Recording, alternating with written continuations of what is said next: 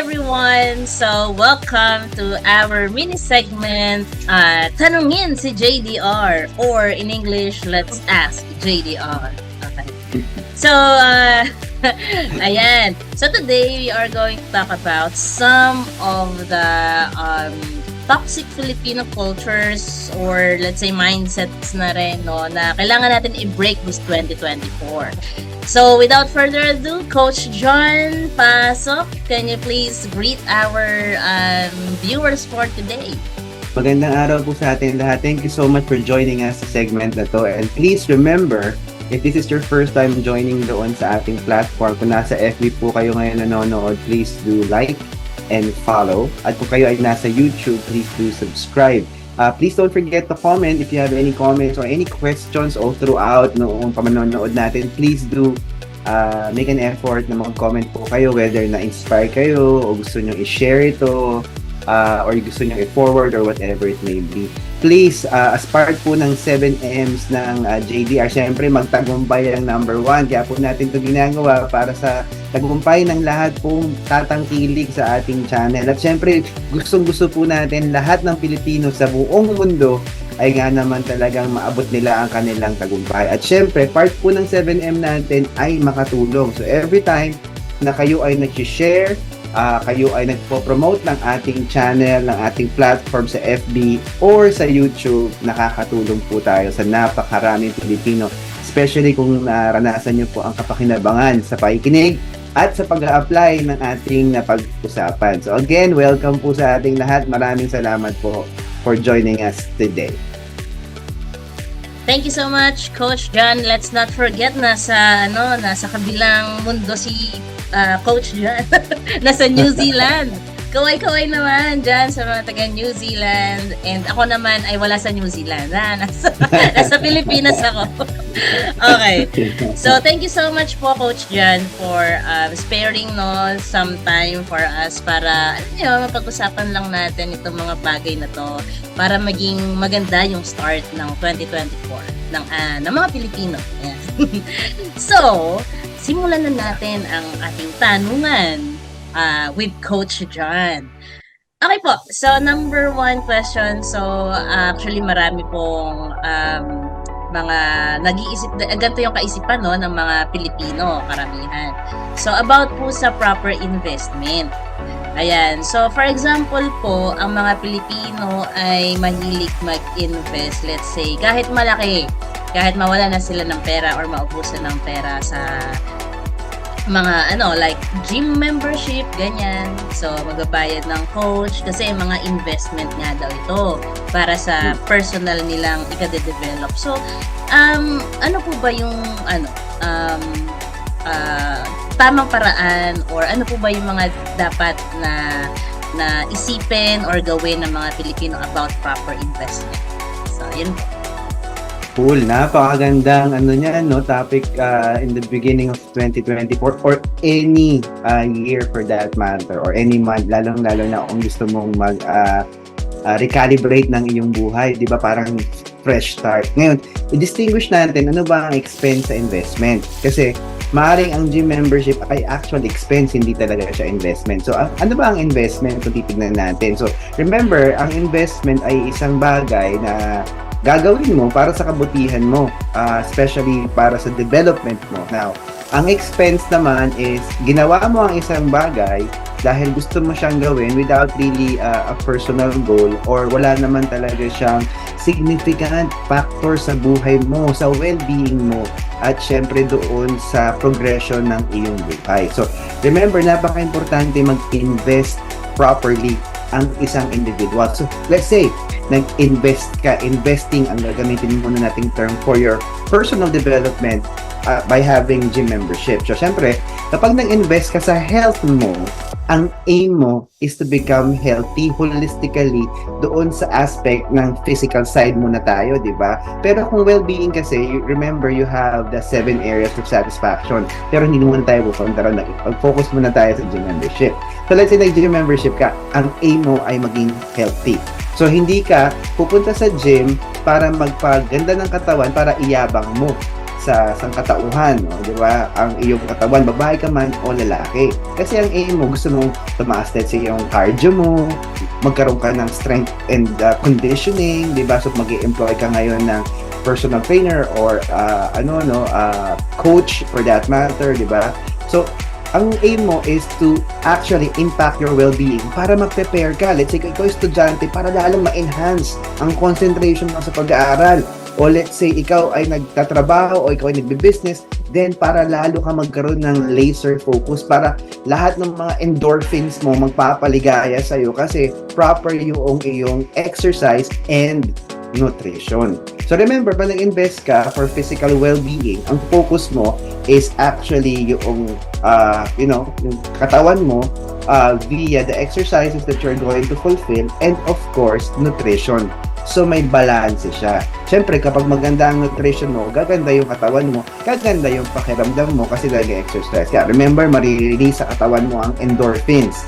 Ang endorphins ay nagpapaligaya. At dahil ikaw ay mataas ang level ng cardiovascular capability mo at meron kang strength and conditioning, then mas mahaba ang panahon mo para makapagkaroon ka ng focus or concentration.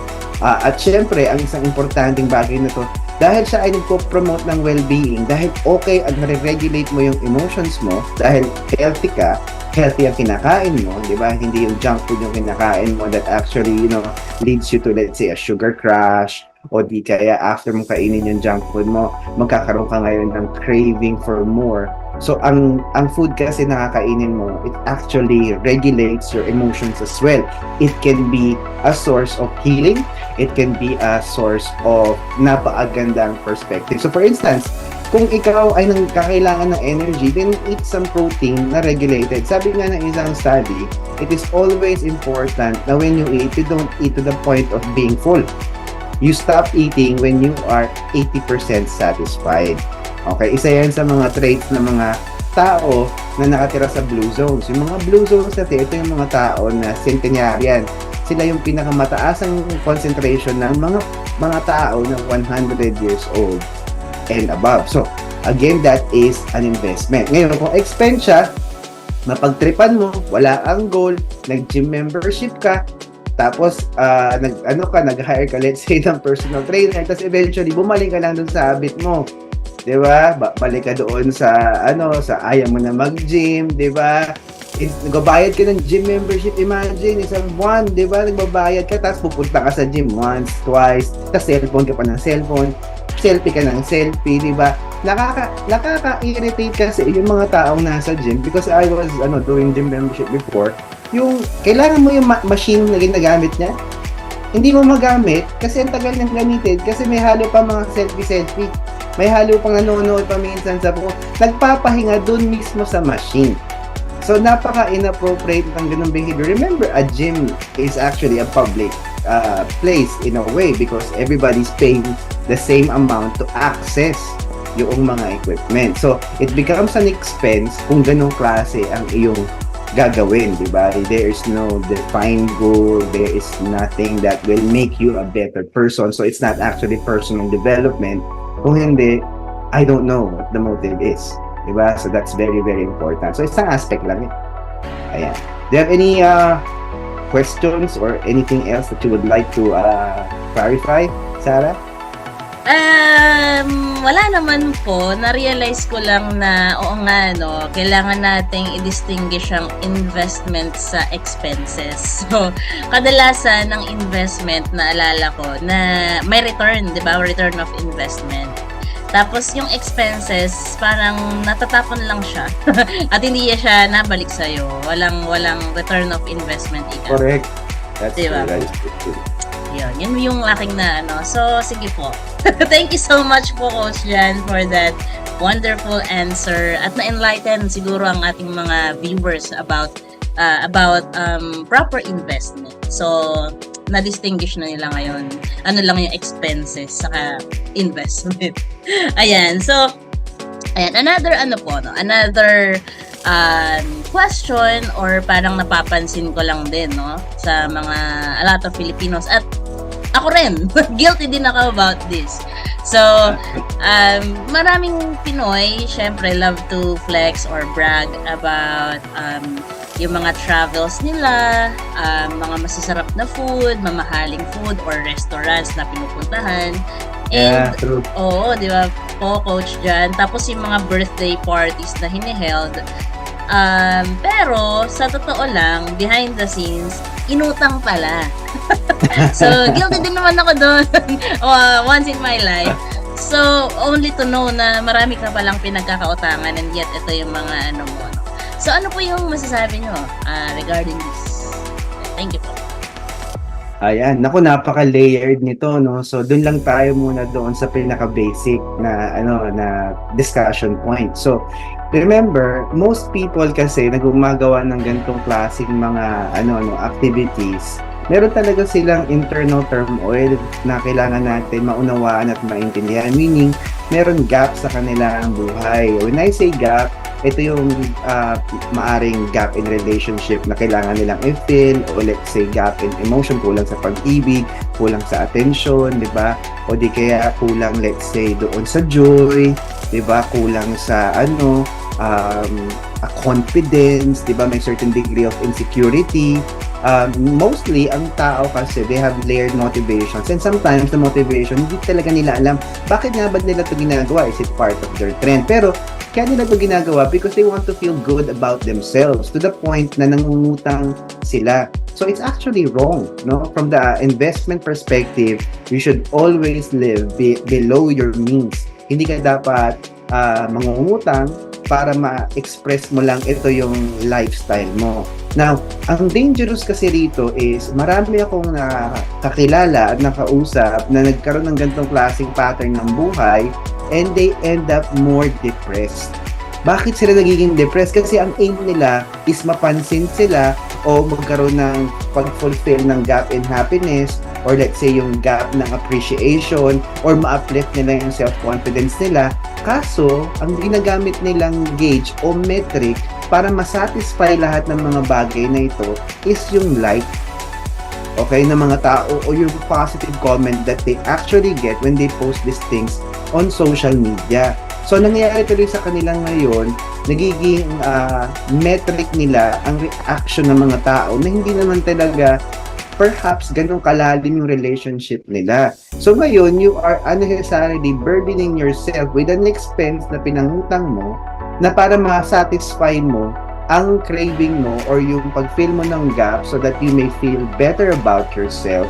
And the only way for you is kailangan magkaroon ka ng like, magkaroon ka ng follower, or whatever comment na positive na matatanggap mo. So ngayon, ang nangyayari tuloy, lalo na di-diminish yung self-confidence ng tao. Diba? So ang nangyayari tuloy, kapag walang like, walang positive comment, lalo silang nagkakaroon lalo ng gap in terms of their emotional maturity or their feelings of adequacy. So, nakakalungkot ang mga bagay at mga practices na ganito. Tsaka syempre, kung titingnan natin, from my perspective, lalo na, let's say, patron ka ng, ng restaurant, in a way, kung titingnan mo at sensitive ka rin sa business owner, sila ay na-frustrate doon sa mga picture ng picture bago kumain. Kasi nakakabawas ng turnaround time yun pagdating doon sa next patron. So, nawawalan tayo ng courtesy. Lalo pag nakita mo mahaba yung pila, di ba? Tapos magtatagal ka pa. Ano ba talaga ang ginawa mo? Bakit ka ba talaga pumunta ron in the first place? Were you there to enjoy your food? Or para masatisfy mo ang iyong craving for, yun nga, self-validation, di ba? Yung mga tipong ganun. So, huwag tayong magpo-fall sa ganitong klaseng trap. Tignan natin ngayon, di ba? Yan talaga yung trend. Tapos, minsan, may kilala nga ako magbabakasyon. Diba? Para picturean yung vacation spot nila. Tapos pumunta lang sila ron, let's say, overnight. Di pagod ka. Pagod kang bumiyahe di sa lugar. Papunta, pagod ka sa pag-uwi mo. So ngayon, pagpasok mo sa opisina, o pagbalik mo sa negosyo mo, o pagbalik mo sa pag-aaral mo, mababa yung productivity mo kasi hindi pa nakaka-recover yung katawan mo. So again, ano ba yung motive mo? Bakit mo ba ginagawa ang mga bagay na ito? Is it really for you to balance your well-being dahil kailangan mo ng break, or is it really you trying to fulfill that self-gratification exercise? Ngayon, syempre marami makakarinig nito, sabihin nila magiging defensive sila, di ba, or whatever, wala akong pakialam din sa motive nila. Ngayon, wala naman talaga akong pakialam sa inyo. Do as you want to do. Nagsasabi lang kami dito, hindi ng opinion, kung hindi, a better alternative lifestyle. In a way, para lalo ka mag-gain ng self-confidence because this is something that will diminish your self-worth more than lifting up yung capacity mo to appreciate yourself. Kasi ito sa totoo lang, titignan natin, those who are actually silent in social media, most often than not, based on studies, di ba, they are more emotionally well adjusted. Okay, so pag naghanap ka, ano ba yung motive ng mga tao nito why are they doing this? Unless of course, you are a content creator and you make money out of doing these things, then that is actually a different perspective, di ba? Or you're trying to inform people, di ba? Food critic ka or di ba? Nag-a-assess ka or na-promote ka, let's say, ng certain vacation spot or whatever. So that's actually a different scenario. Or legitimately, may pera ka, so tama lang yung pera mo, nagbakasyon ka doon, and you want people to be informed, di ba? About that place. Or you want people to be informed about the meal that you have taken in a particular restaurant because hindi siya, di ba, inutang. Actually, higit pa sa meron kang kakayahan na pumunta sa mga lugar na yon at kumain. And perhaps, di ba, gusto mong matulungan yung mga ibang tao. This is a good place. This is actually a nice meal to take, ganyan, blah blah blah. And it's really nice. Alam nyo, ito lang ma-share ko lang. Pumunta kami sa Boracay, kumain kami sa isang buffet. And hindi ko sabihin yung restaurant, but the restaurant is really nice. It's really awesome. Ngayon, meron isang content creator pumasok. Alam mo, nalungkot ako kasi medyo siya, rough, abrasive. So, ang ginawa niya, finorce niya yung sarili niya doon sa pagkuha ng nung buffet para sa kanyang channel. Tapos disrespectful siya sa staff, disrespectful siya doon sa mga pumipila doon sa buffet. Tapos hindi ko maintindihan ano ba talaga yung motive niya. Apparently, mukhang sikat siya kasi nirespect siya. Pero mo pinakain siya ng libre. The buffet in this Boracay restaurant costs about 1,250 pesos ata, which is actually very good for the buffet. Oo. Pero yun nga di ba, minsan may mga abusadong mga tao. So please, huwag tayong ganun. Kasi kung maayos tayo, di ba, makitungo sa mga tao, magiging maayos din yung mga tao makitungo sa atin. Remember, karma lang. Thank you, Coach. Grabe. Parang marami na po kasi talaga naglabasan ng mga food content creators, lalo ng mga Pinoy, ganyan, and mga foreigner na pumupunta sa iba't ibang bansa para lang doon sa kanilang food content. So, yeah, I totally agree po, Coach, doon sa motivation on posting some content sa social media, ganyan. Minsan, yung tinatawag nila na FOMO or fear of missing out kasi nakikita nila, kaka-browse nila sa social media nila, feeling nila wala silang maipost na maganda. So to the point na, sige, utang na lang siguro ko para at least malaman nila yung buhay ko, okay naman. Mayroon akong ma-update, no? Correct. Nakakalungkot lang kasi syempre yung source of joy mo nakaangkla doon sa culture ng mundo na hindi naman talaga nagsasatisfy sa'yo after all. Kasi kung titignan ko, most people I talk to na ganito yung ginagawa nilang practices, pag uwi nila sa bahay, malungkot pa rin. Diba? When you are all alone and when you turn off the light, yung kalungkutan, biglaan nilang kakapit sa'yo na parang kumot kung ikaw ay nagkukumot. O di kaya yung kalungkutan, parang kama na hinigaan mo, na kinain ka ng kama mo. Kasi hindi yun yung pinakamagandang approach para ma-fill up mo yung gap ng enjoy mo, di ba? Yes. So nakakalungkot lang because there's a lot of ways actually. Kaya importante talaga you have a coach para mag-guide through ka ng mga bagay na to. And that's one investment that is very important. Yes, Coach. So thank you so much, Coach John, for that. And yun nga, yung feeling of insecurity na nararamdaman ng mga ibang tao or Pilipino, no? So dapat yun ay ma-break this 2024.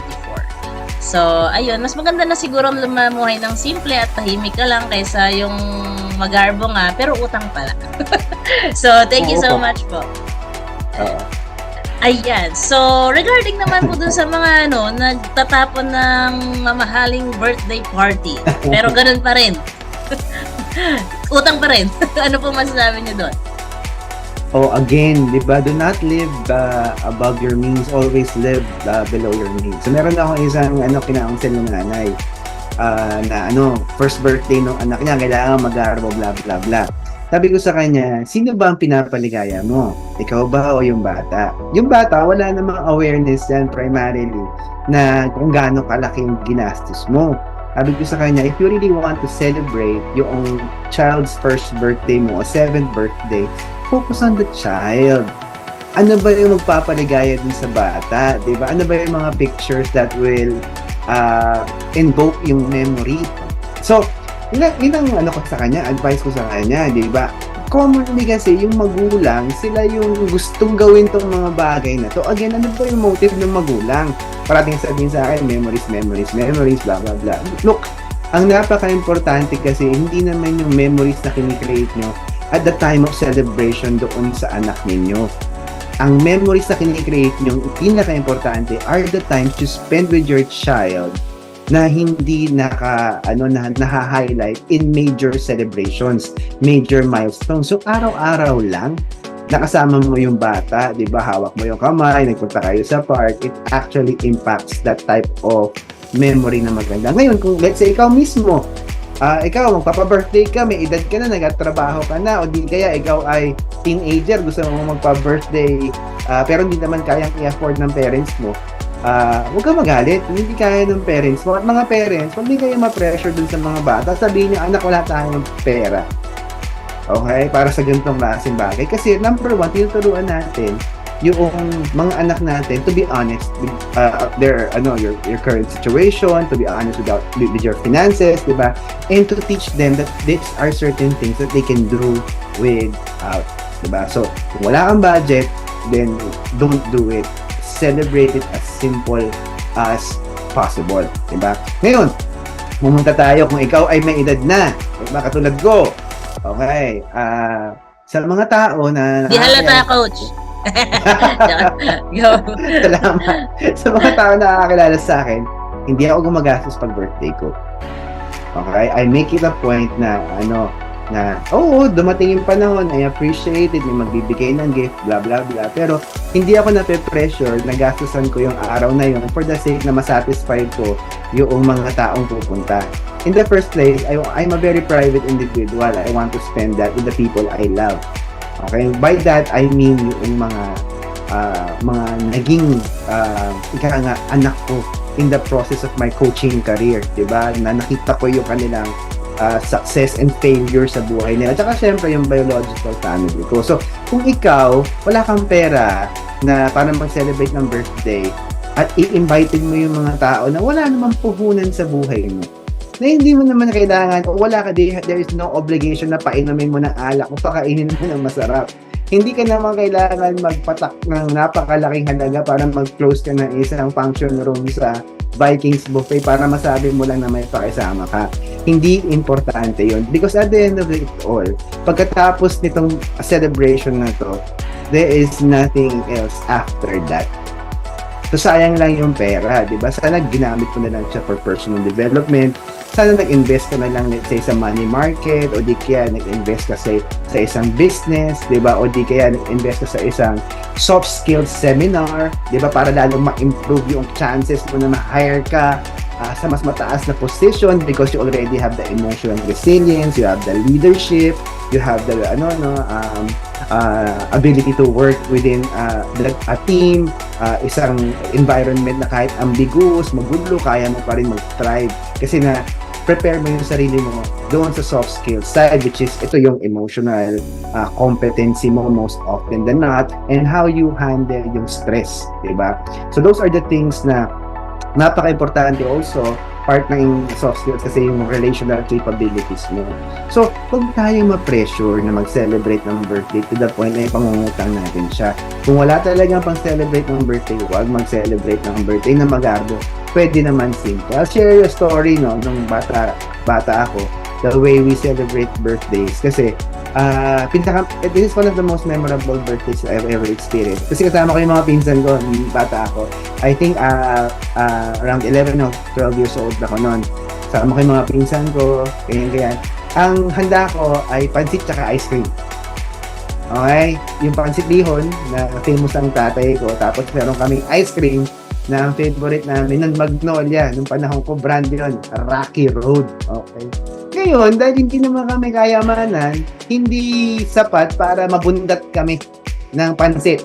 Okay? At hindi rin sapat sa amin na yung isang galon na ice cream. Kasi syempre, mga bata kami, tapos may kasama rin kami mga adults. Pero when I celebrated that birthday, it became so memorable kasi tawa kami ng tawa. Naalala ko yung mga mukha namin, yung mga pinagkwentuhan namin. Yung quality ng celebration, yun yung pinaka-importante because you're celebrating with the people whom you love. Naandun nanay ko, naandun tatay ko, naandun kuya ko kasi ate ko wala na, nasa abroad na siya during that time. Naandun yung ibang mga kaibigan kong close. At ang nakakamangha nito during that time kasi alam nila na wala kaming capacity actually to celebrate yung birthday ko ng Magdardo. So may mga nagdala.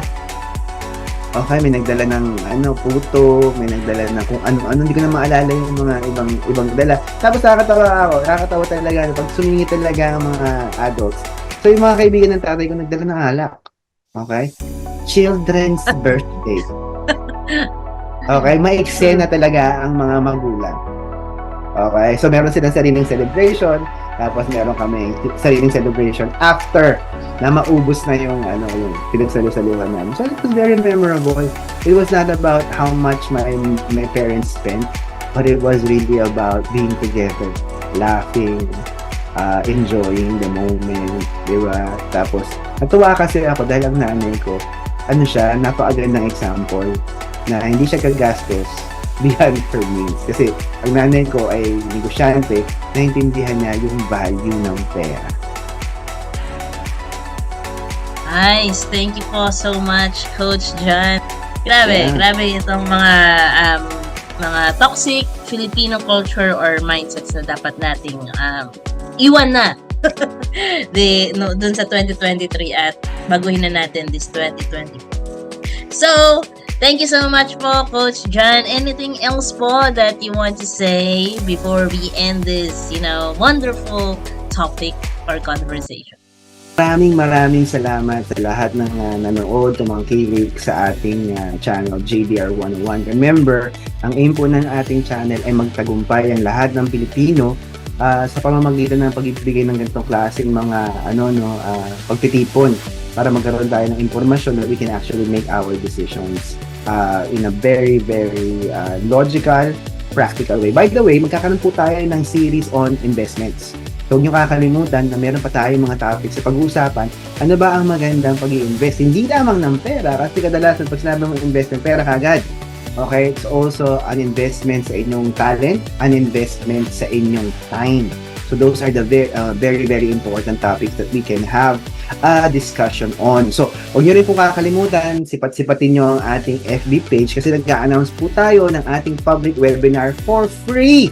Okay? Kasi siyempre, importante sa atin na itong mga ganitong impormasyon napakahalaga ay makaabot sa napakaraming Pilipino all over the world regardless of anong status mo. We're doing this because we love our fellow Filipinos. Ngayon, ang hiling lang po namin sa inyo before you are able to join the webinar which is for free, please like and follow yung FB page natin. Tapos please subscribe sa YouTube. So kailangan nyo lang mag-provide ng evidence na ginawa nyo yun.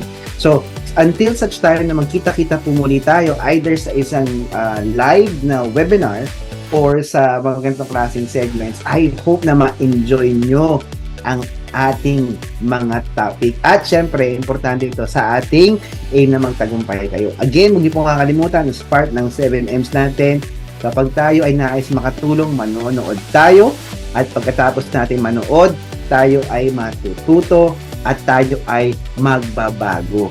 At syempre, ang huli niyan, nanood ka na, natuto ka pa, nagbago ka na, makatulong ka by promoting our platform. So please, tangkilikin po natin ang JDR 101 at kung nakinabang po kayo dito, please do share our content. Maraming salamat po. Hindi po ito ang tawag ito, huling pag-uusapan natin na topic about these things.